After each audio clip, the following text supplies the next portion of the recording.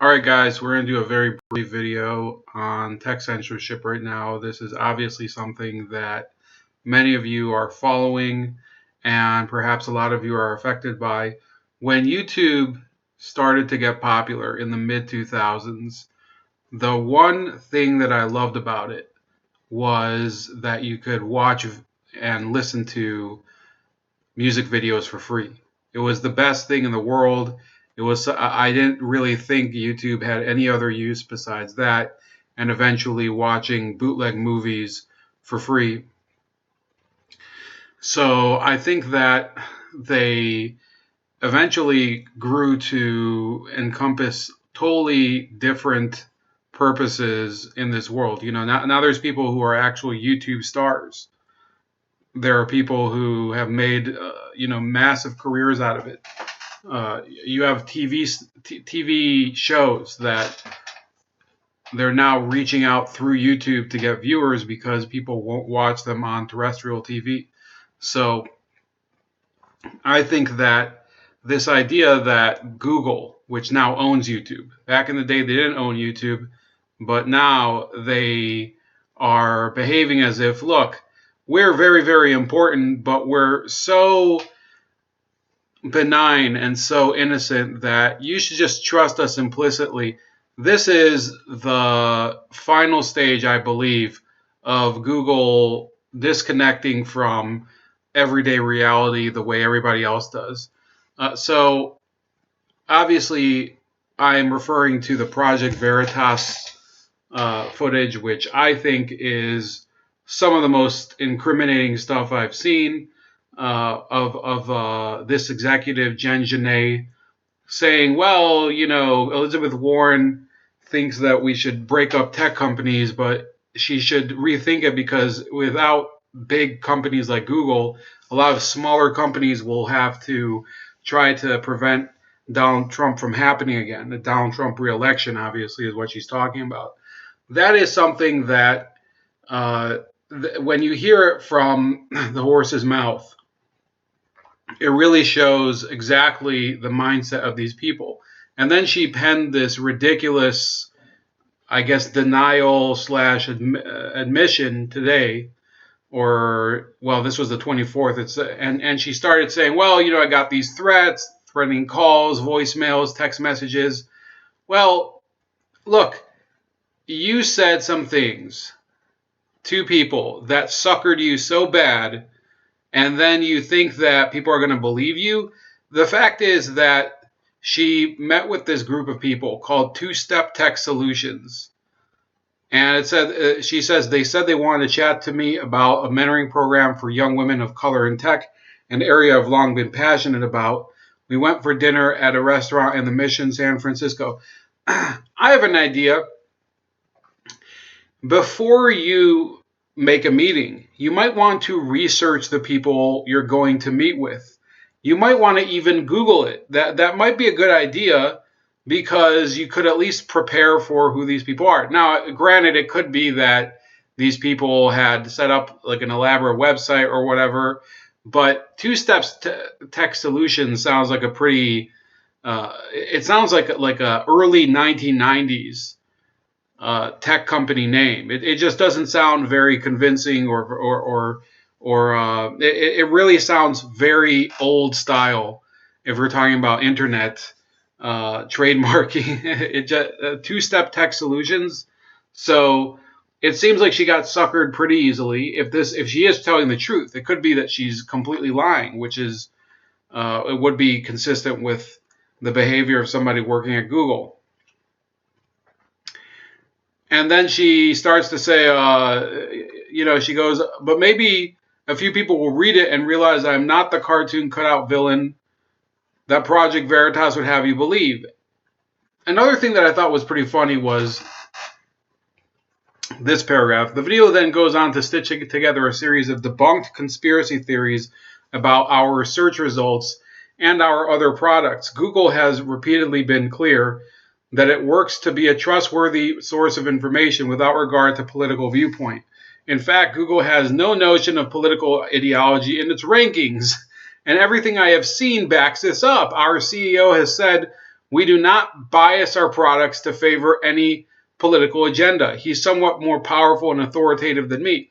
So, in response to that, let me just say a couple of things.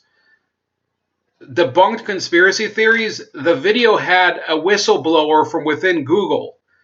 If O'Keefe wants to, or if the whistleblower is willing to, they can publish his information, his employee information. From what I understand, he's being kicked out of Google anyway, or something like that. So they can call these debunked conspiracy theories all they want, but if people who have actual Google documents are coming out, and you now have somebody who leaked an email concerning calling Jordan Peterson and Ben Shapiro certain epithets, those things inherently show that Google does take a biased stance against certain creators on one of its most important websites, YouTube. So this whole notion that, oh, there's no censorship against conservatives, it's out of the window. And I want to say this. The fact is, and I'm not trying to throw this the other way, they always want to talk about containing the far right, containing extremists or whatever. There are some extremists that seem to be getting kicked off, but other ones seem to survive. And therefore, I would say that Google really, it picks and chooses who it wants on its platform, seemingly at a whim. I would say in some cases they would rather these far right figures stay on, so they have somebody to point to and say, look, it's these are the demons over there. If they banned all those people, it would be a good question. Exactly, I don't know. I have no explanation. I think that we're going down a tangent here, but it's very strange that you have certain creators, and I'm not going to mention names, that have actual agendas that are based on either hate or prejudice or racism or whatever, and they don't get kicked off. And yet people who may have almost, for example, Black Pigeon Speaks. I don't watch all of his videos. I probably watch a video of his once every few months. Simply, it's not very easy to focus on his videos if you're just listening to the audio. It's more of a visual thing with him, in my opinion. So he got kicked off, never had a strike in his life, gets restored, no explanation. It was all due to public pressure. So when she says, our CEO has said we do not bias our products to favor any political agenda, and she says he's somewhat more powerful and authoritative than me, look, nobody cares about your appeal to authority. We are talking about the evidence that's out there. And that's the real problem that Google has in containing this avalanche of distrust against them. And the fact is, so if you look at the Medium comments here, so Medium I don't think is owned by Google. I think it's a separate platform, but there are no responses here. Okay, this is really strange. This is an article that appeared on Real Clear Politics, which is one of the most well-known aggregators in the business of internet aggregation. And here are the dissenter comments. There's 242, which would be, this would probably be the highest trending one of the past 24 hours at least. It's ridiculous. Is there even a live chat here? Whatever. So the thing is, so you see all these people who are commenting. It's improbable that this story would have, it's ridiculous that it would have no comments and on the actual Medium article, and yet there would be so many comments on the dissenter.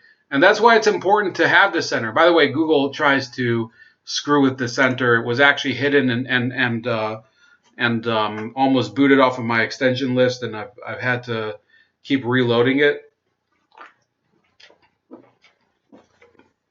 So just be aware. Google also took dissenter out of the Google Play, the Google Play App Store. And when she tried, so during the article, she was trying to minimize the degree of authority that she had. But In fact, you can see that this is her LinkedIn profile, and she took down her photo, but she is the head of responsible innovation. It says established and led the operations team and governance structure to ensure Google meets its AI principles, commitments in developing and deploying fair, inclusive, and ethical advanced technologies. So I'm seeing what you wrote on your own LinkedIn page about your own qualifications, and then you want to minimize your role, why should I trust a single word you're saying? That's really the problem people are having with Google nowadays. And it's why I think that, yeah, we might have to seriously begin a grassroots campaign to have the FTC engage in an antitrust lawsuit and break Google up probably to hundreds and hundreds of pieces, because they're just so corrupt and dishonest that this goes beyond libertarianism. This goes to, look, libertarianism does not mean you get a corporation that can essentially say, well, we'll keep all of our information to ourselves, we'll lie to our customers, we'll deceive them, we'll suppress their speech, we'll violate their privacy. That's not libertarianism. Libertarianism is not extending rights to corporations that you wouldn't extend to their customers. That's not what it's about. And that's why the libertarian movement itself has lost its way. And we have to return to this anchor point where people believed in civil liberties first, and then economic liberties were a corollary to that. Economic liberties are important. Economic liberties, however, do not take the place or supersede civil liberties. That's about it. Please like, share, and subscribe. Also, subscribe to me on BitChute. More important than ever, subscribe on BitChute and on Minds.com and on Subscribestar if you want to donate. All three of those, the screen name is Chef Leopard. And you can also subscribe to me on Gab at Starscream85, as well as Parler for the time being at Razor Ray. I don't really see much activity on Parler, but hit me up if you want to.